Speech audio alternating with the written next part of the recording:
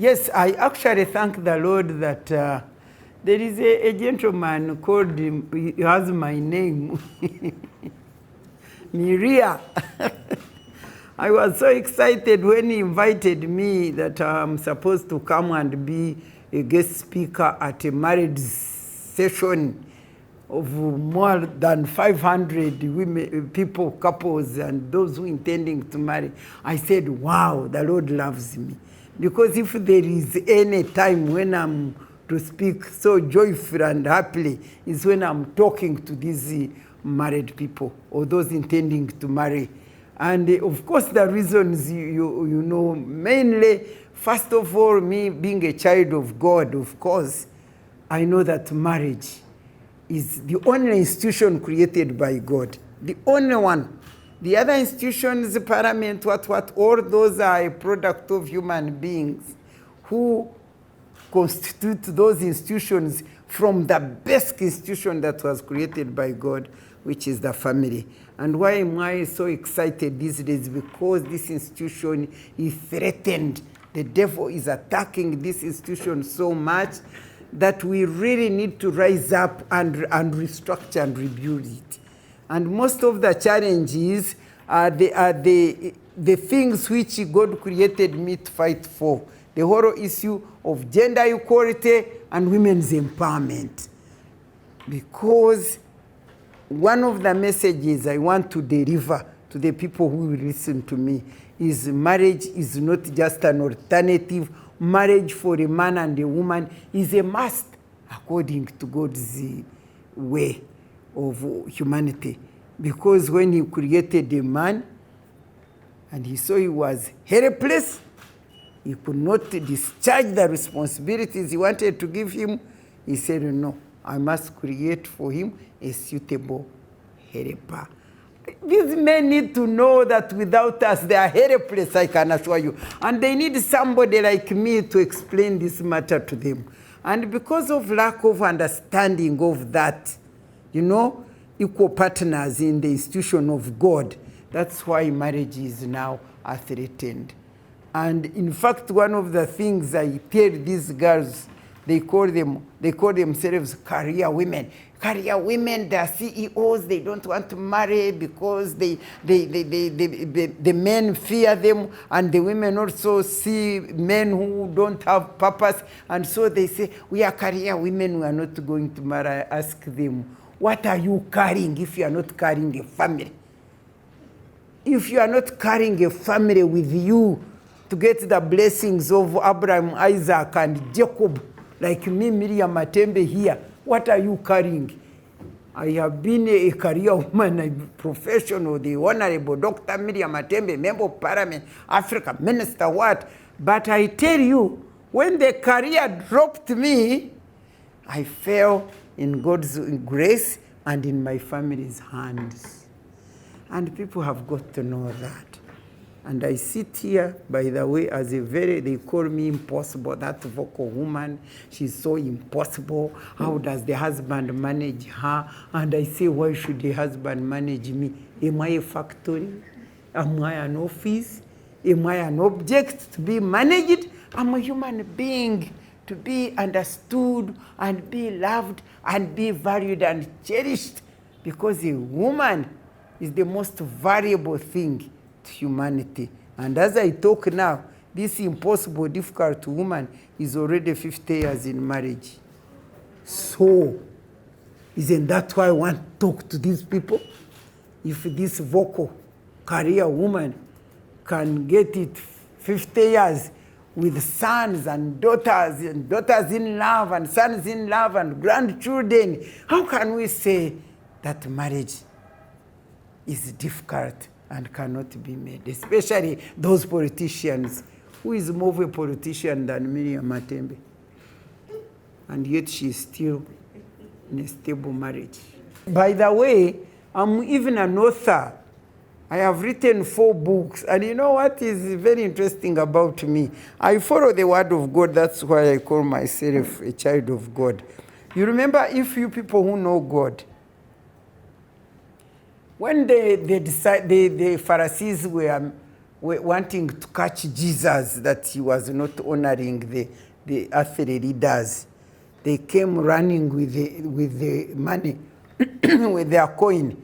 And they said, okay, tell us, what do we give? Whom do we pay tax to? Caesar or God? And he said, give me that coin. He found there was Caesar's head. He said, give Caesar what is due to Caesar, and give God what is due to God. So for me, that's what I follow. I give God what is due to him. I give Caesar what is due to Caesar. So in my writing of my books, I have those godly books, and then the earthly. I have godly and then Caesar's, the earthly books. And one of these godly books I wrote is entitled Woman in the Eyes of God, Reclaiming a Lost Identity. It is a small book, but I wrote it as an answer from God to me, because I was busy asking God, fighting God. If you did not want women, why did you create us? The way we are suffering, being treated as chattels, as useless, as objects to buy. And I say, God, really, is this what you wanted us to be? And God graciously answered me. And his answer was, women are special human beings in my eyes. They are not what the rest of the world think they are. So I wrote that book.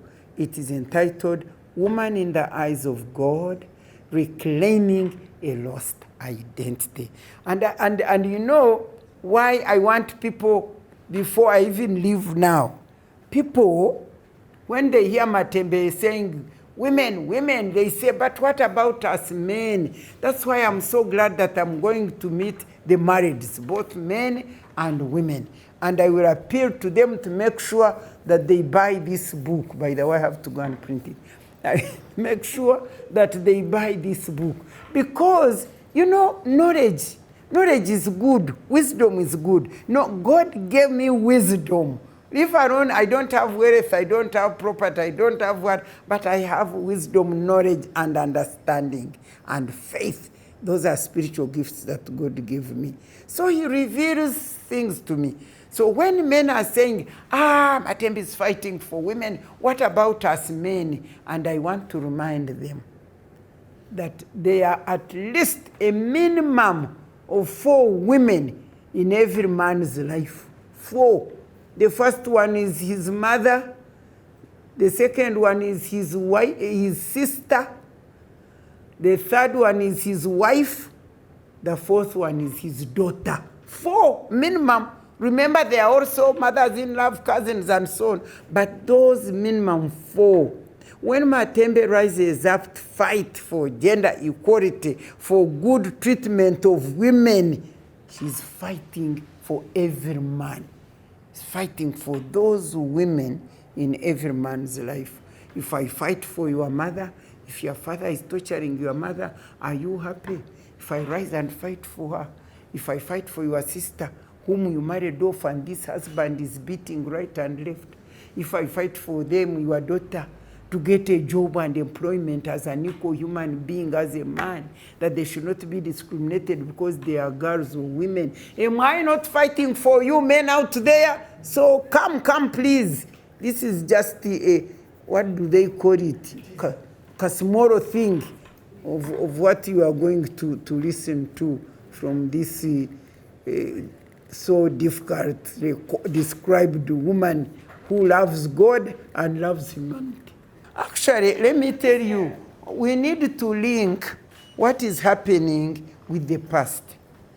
In the past, all the bad things, all the suffering of women, all the violence, all these were happening, but in closed windows, in closed halls, because there was no opportunity to raise them out. Even in Uganda, yaina orugero ntebyamaka tebitotorwa. That you don't pour out things in the home to the public. But otherwise, they were suffering, they were raped, they were all this. But praise the Lord, one of the things I thank the President Museveni for, although we disagree on many, many things, is that when he came and took power, he opened the space for women to come into the public life. And some of us who were burning with this dream of talking against inequalities and injustice against women broke onto the public platform. That's when now we began a woman to get a space also to be treated as human beings. So now when they beat them or they quarrel, rape, they talk. Don't think it is today. They talk. But the issue of mothers-in-law, by the way, if you want to know, people should come and learn so much from me. For me, the Lord reveals me many things. I don't call my daughter my son's wife a daughter-in-law. I call her a daughter-in-love because she came to be my daughter through the love of my son. And therefore, I'm her mother-in-love. And she's my daughter-in-love. God revealed this to me. Because when you say daughter-in-law, is it really the law that made my son meet that girl? And the moment you say law, she becomes distant from you. But when you say my daughter-in-love, you need to see me with my daughters-in-love. They are even like they are more of my children than the boys themselves. And I really want to talk to more to the daughters in love. Remember, I didn't produce any daughter naturally. Biologically, I have only 4 sons. But by God's grace, I have so many. If you come to my home, you'll see the weddings that take place. I'm always at weddings because of the daughters I have mentored, because of the daughters God have given me. But one thing I want to tell the daughters, me as a mother of boys, probably if I didn't have my own financial independence, maybe they would not be as good with me as they are. But because I have free financial independence, then things go well. But what I realized, which I want the girls who are quarreling with their mothers-in-law to know, is that they come and take from us a fully accomplished object, I don't know, fully self-contained, you know? Here I am, I produce this baby, I raise up this son, I pour my life and my love and everything to this son. She finishes education, I go and marry him a wife. After education. I have not even received or enjoyed anything from this son. All I'm doing is putting in him, and you come, and I make you a wonderful wedding, and I hand over this boy to you. And you just go and take him completely. You take him self-contained, akasente, whatever he has got, it is yours. It is yours, and you put in nothing. You put in nothing, you take him, and I'm now looking at those people, the rural people, the poor people who were investing in this boy, that when he grows, he's okay, he can also abasendingira kukasukari obanachi. You just take him completely. And I will tell you what I have found out, me as a mother of boys. Secondly, you don't bring him home. You don't allow him to come home. For instance, me, Miria, I don't need any money. I don't need any resource. I don't need anything. But I want my children to come and visit me. I want to see my grandchildren. And you know, daughters in love, they go and take our sons to their parents. They take them. And you who have produced boys, you stay in your house alone, you long to see your grandchild, you can't see any. You long to see your son, you can't see him. You long, and I'm telling you, I want to tell the mothers of their daughters, you should be disciplined. They should be able to tell their daughters, to tell them, please, do you visit your husband's parents? Do you go to see them? Do you take them something? Because let me tell you, you men, I don't know what to call men. That's why they needed help. The moment a woman takes this boy, that's it. For him, he's blind. He can't even remember that what about my mother? I'm not saying everybody, but generally I share with people I have seen. And me, I have a personal experience. People going and I don't see them, grandchildren, I'm crying. When are you bringing them? They are busy, and yet in their in-laws, they are there 24 hours. So you girls, the advice I give girls, whether your mother-in-law is tough, whether she's hard, whether she's anything, tolerate her. If she was not there, would you get that wonderful man? Would you tolerate her? How many days, how long would she be? She comes in the house. If she comes in the house, oh, my daughter, oh, you, mommy, this is this, and she feels good. And she goes, is she going to sleep in your house and stay there? The other day I saw a video where the man was, a husband was, a mother-in-law was fighting with what? With a daughter-in-law. The daughter-in-law wants to sit in front near her husband, and the mother wanted to sit there. And then he said, but this is my son, but this is my husband. Stupid. How can you a girl, tell your mother-in-law like that? I mean, if she wants to sit in front near her son, because she's been missing him. You've been there 24 hours with this man, and she wants to sit near him, and did you love him more than he loves you? In any case, you can even divorce him. But the mother will not divorce the son. So please, these girls, for me, I don't know my children anymore, but they know who I am and so on.